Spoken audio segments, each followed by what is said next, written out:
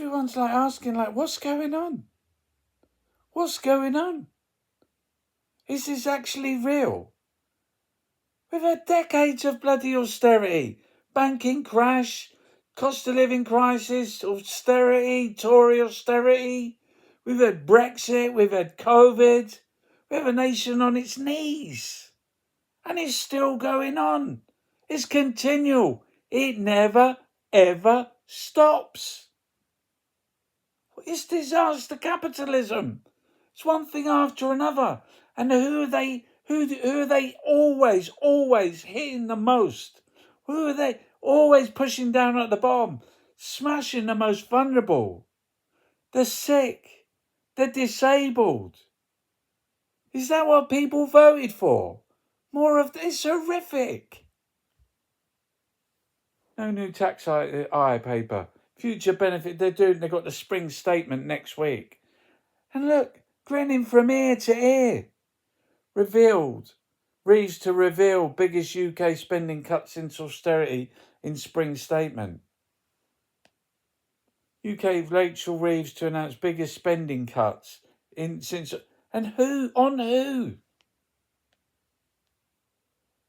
Fresh from saying we have to cut the money disabled people get, Starmer is committing tens of billions on our supposedly independent nuclear deterrent. We've got billions for war. There's like nothing for welfare. It's all for warfare. Is that is that really what people in this country want? To cut billions from welfare and put it into warfare? There's no profit in peace, you see. Disabled people are being denied basic human rights doing inaccessible poverty. Instead of doing anything about that, let's cut the money disabled people need to live and open the door to assisted dying, right? So people who can't use the toilet on their own and who can't dress themselves won't now qualify for PIP, which is there to help disabled people meet the additional costs of being disabled. These are all the new rules to disqualify people. And it says here, listen to this. Liz Kendall and Rachel Reeves are emblematic of a political class completely disconnected from the reality of this country. Kendall lives in a £4 million London property and has her heating bill paid by the taxpayer. And she wants to talk about a culture of dependence. £4 million house, and you got to pay her heating. Seriously. This is quite extraordinary. The IFS now says that most government departments, including Justice, the Home Office, and local government, will be subject to 7% cuts over the rest of the Parliament. But is it political? Is it to seem tough? Is it to be more like the Tories? It worked for the Tories. They got re-elected on politics of austerity. Is it to counteract the surge of reform?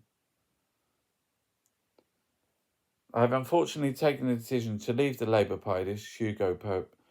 This is not something I wanted to do, but I do not believe that the party and its current policy are what is right for the country. To me, it feels like more of the same with what we've had over the past 14 years. Their cuts are incredibly cruel, will only harm the worst off in society. This is not what the Labour Party is for. I might rejoin at some point stage, but I do not agree with the party at the moment. Will no longer support them for the foreseeable future.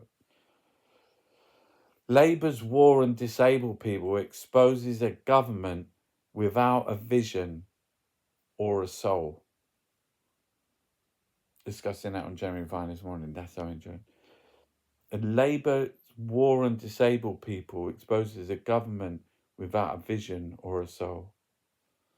And also news from Gaza. I'll just say this. The situation in Gaza is extremely, extremely bad. If no one takes action to stop this genocide, there won't be a single person left alive in Gaza. Our hopes are gone.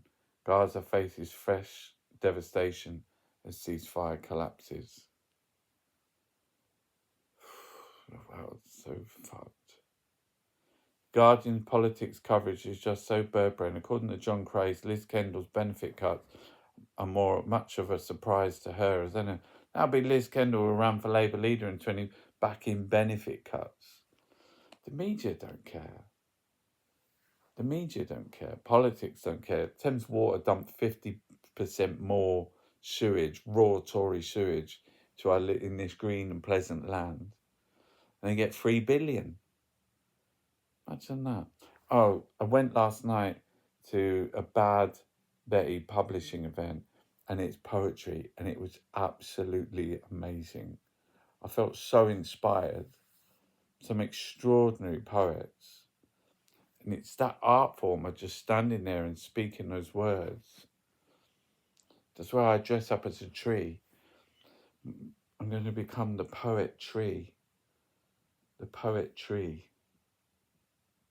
It's going to be my new stage name. Got the artist taxi driver, Bromley Pele. When I'm doing poems, I'll be called the poet tree. There's anything called your bard. Dash the hens. Honest to God, I'm not saying it was brilliant. Unbelievable. All just words. Yeah. I woke up this morning and I finished off a little poem story that I wrote yesterday in the Bethlehem writing group. I want to write more words.